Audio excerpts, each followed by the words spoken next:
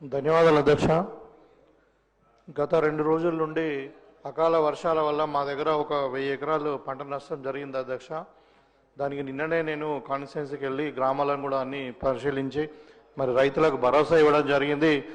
ఇంతకు ముందే మరి మంత్రి గారు మరి మీ రైతులను ఆదుకుంటాం, తప్పకుండా దాని మీద నిర్ణయం తీసుకున్నామని చెప్పినందుకు వారికి ప్రత్యేకమైన ధన్యవాదాలు తెలియజేస్తూ, అధ్యక్ష మా దగ్గర మరి గతంలో టీఆర్ఎస్ ప్రభుత్వం ఉన్నప్పుడు ఈ జక్రాన్పల్లి మండలము, ఆర్మూర్, బాల్కొండ ఏరియాలో పసుపు రైతుల మీద, ఎర్రజొన్న రైతుల మీద కేసులు అయినాయి అధ్యక్ష. వాళ్ళు అప్పుడు సపోర్టింగ్ ప్రైస్ రాకుండా వాళ్ళు రోడ్డు మీద ధర్నాలు చేయడము, అజిటేషన్ చేస్తే అయితే ఇప్పుడు ఒక్కొక్క రైతు మీద 5-6 కేసులు ఉన్నాయి అధ్యక్ష. వాళ్ళు వారానికి ఒకసారి కోర్టుకు పోవాల్సి వస్తుంది.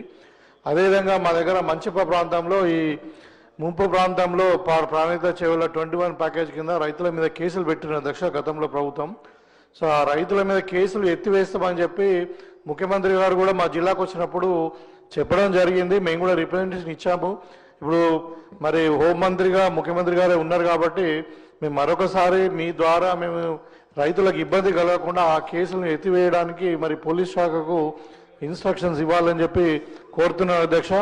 అదేవిధంగా మరి పూర్తిగా వ్యవసాయ ఆధారిత జిల్లా అధ్యక్ష, జిల్లా ఇప్పుడు అన్ని జిల్లాలలో వ్యవసాయ రంగానికి సంబంధించినటువంటి అగ్రికల్చర్ కాలేజీలు ఉన్నాయి అధ్యక్ష. మా దగ్గర లేదు. నిజామాబాద్ జిల్లా 5.5 కాన్స్టిట్యున్సీలు ఉన్నటువంటి జిల్లా అధ్యక్ష.